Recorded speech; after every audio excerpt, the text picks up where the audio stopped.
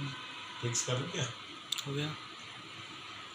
तो इलेक्ट्रोकेमिस्ट्री हमारा टॉपिक चल रहा था बेटा, इलेक्ट्रोकेमिस्ट्री, जिसमें पिछली क्लास में मैंने आपको विद्युत रासायनिक श्रेणी की उपयोगिताएं पढ़ाई थी कि विद्युत रासायनिक श्रेणी हमें कहाँ उपयोगी होती है, विद्युत रासायनिक श्रेणी कैसे बनती है।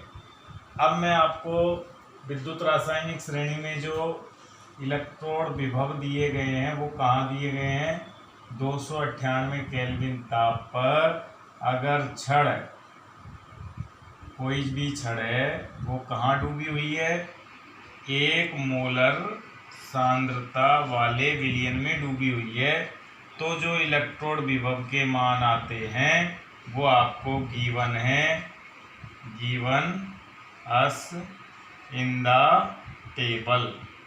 टेबल में हमको दिए हैं। लेकिन क्या हमेशा सांद्रता 1 मोलर ही रहेगी क्या? प्रश्न मार्क है। क्या सांद्रता हमेशा ही 1 मोलर ली जाएगी क्या? हमेशा तो 1 मोलर नहीं ली जाएगी। तो अगर सांद्रता को चेंज कर दिया जाए, चेंज इन द कंसंट्रेशन, तब इलेक्ट्रोड विभव का मान क्या होगा? अब सारणी में जो दिखाए वो तो होंगे नहीं। अब इलेक्ट्रोड विभव का मान क्या होगा, ये सवाल उठता है। तो अब इलेक्ट्रोड विभव का मापन करने के लिए हम एक समीकरण का उपयोग करेंगे जिससे हम बोलते हैं नैन-शर्ट समीकरण। क्या बोलते हैं? नैन-शर्ट समीकरण। तो अब मैं आपको क्या पढ़ाने वाला हूँ वो आप ध्यान से देखेंगे। और अब चैप्टर थोड़ा इम्पोर्टेंट भी होता जा रहा है। तो सबसे पहले मैं लिखता हूँ, हम पढ़ रहे हैं इलेक्ट्रोड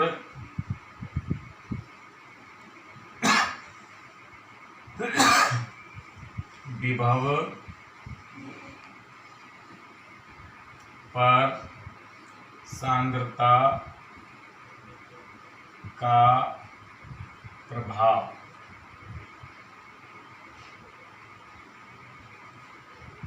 तो देखो 298 केल्विन ताप एवं इकाई सांद्रता पर इलेक्ट्रोड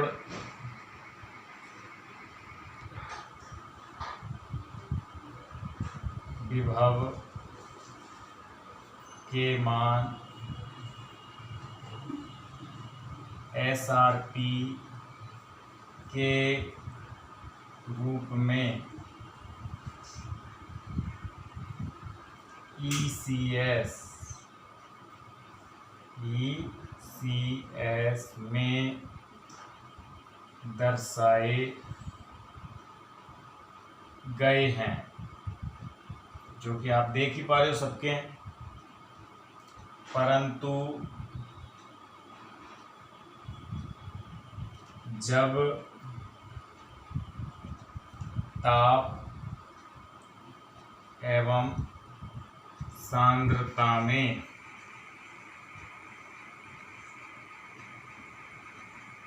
परिवर्तन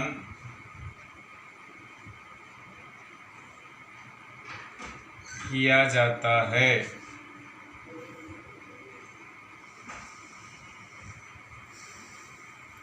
तो इलेक्ट्रोड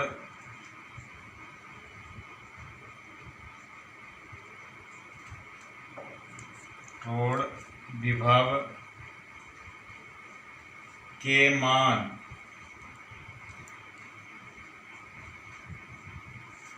भी परिवर्तित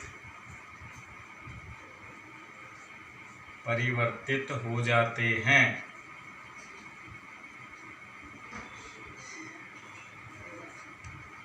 जिनका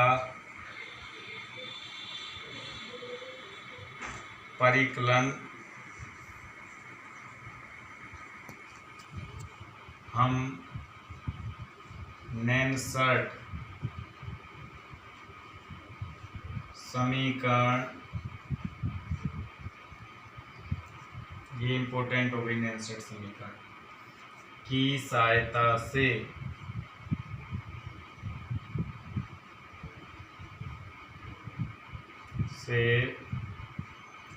कर सकते हैं।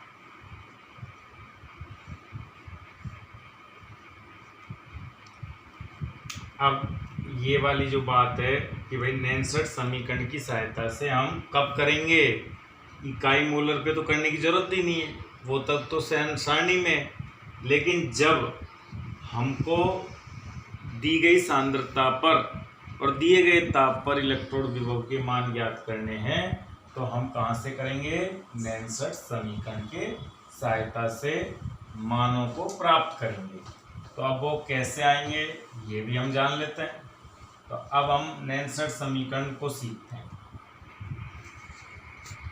एकल इलेक्ट्रोड विभव के लिए, एकल इलेक्ट्रोड या अर्ध सेल भी बोल सकता हूँ, अर्ध सेल अभिक्रिया के लिए नैनसर्ट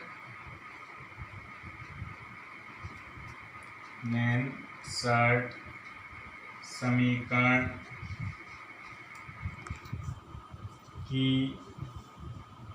व्युत्पत्ति ये कैसे आती है। ठीक है, एकल इलेक्ट्रोड, तो माना कि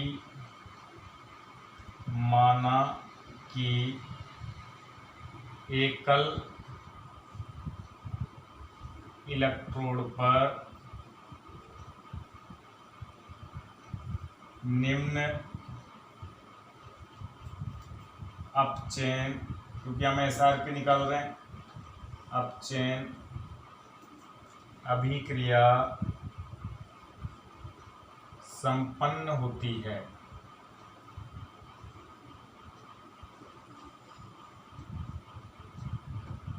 तो क्या होती है अभिक्रिया, ये एकल इलेक्ट्रोड ले लिया मैंने, ये मान लो एकल इलेक्ट्रोड में ये धातु छड़ ले ली, कोई भी M धातु की छड़ ले ली मैंने, ठीक है, और ये किस में डूबी होगी, उसी के आयनों के विलयन के संपर्क में रहेगी, तो मैंने उसी के आयनों के विलयन के संपर्क में ला दिया इसको।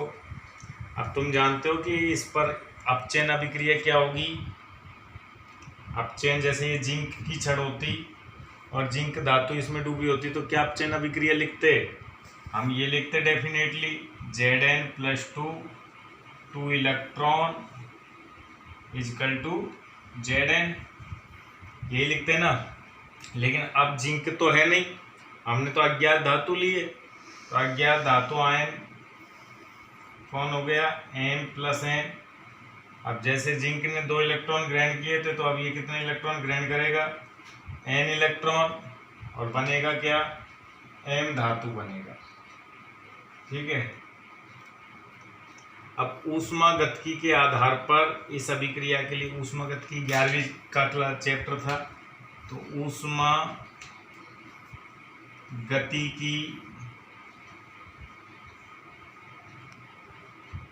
के आधार पर हम क्या लिख सकते हैं, इसके लिए हम लिख सकते हैं डेल्टा G बराबर delta G0 plus 2.303 RT upon log 10, और यहाँ जाता है QC मतलब अभिक्रिया क्वांटेंट, अभिक्रिया लब्धि गुणांक। तो यहाँ क्या चीज़ है ये भी मैं आपको बता देता हूँ। ये समीकरण के लिए डेल्टा G तो क्या होता है, डेल्टा जी होता है अभिक्रिया की मुक्त ऊर्जा, फ्री एनर्जी, और डेल्टा जी नॉट क्या होता है? अभिक्रिया की मानक मुक्त ऊर्जा, और क्यूसी क्या होता है? पहले आर होता है गैस नियतांक,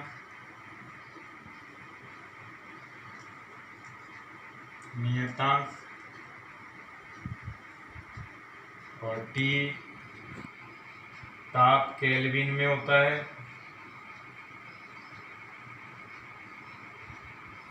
केल्विन में। और बचा क्या? क्यूसी। क्यूसी होता है अभिक्रिया लब्धि गुणांक। ठीक है, तो अब इस समीकरण को के लिए क्यूसी अगर मैं लिखना चाहूँ तो आप देखो ये समीकरण को एक नाम दे लेते हैं, ठीक है, और इसके ये नोटेशन लिख दिया मैंने आपको कि कौन सी चीज़ क्या है। ओके, अब मैं क्यूसी लब्धि गुणांक किसी भी अभिक्रिया के लिए क्या लिखा जाता है, तो इस अभिक्रिया के लिए अगर क्यूसी लिखूं तो क्यूसी होगा, उत्पाद कौन है? M solid. एम सॉलिड की सक्रिय द्रव्यमान बटा क्रिया कारक कौन है? ये तो इलेक्ट्रॉन है, इनको लिखना जरूरी नहीं होता, केवल इसमें क्रिया कारक और उत्पाद दिखाते हैं। उत्पाद की सांद्रता अपॉन क्रियाकारी पदार्थ कौन है? एम प्लस एन, इसकी सांद्रता। तो ये हो गया इस अभिक्रिया के लिए क्यूसी। तो अब मैं इस अभिक्रिया को मॉडिफाई करूँ और डेल्टा जी और जान लो। डेल्टा जी क्या होता है? डेल्टा जी होता है Q इंटू बी, विभव आवेश इंटू विभव।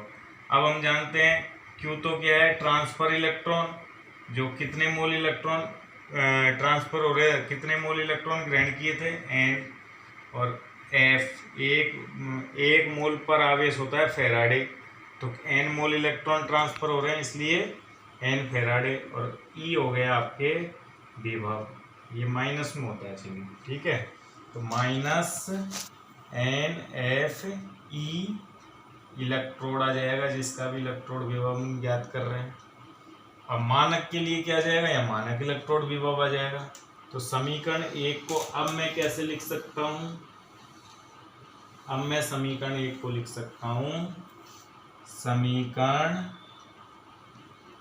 एक को निम्न प्रकार से भी लिख सकते हैं, निम्न प्रकार से भी लिखा जा सकता है।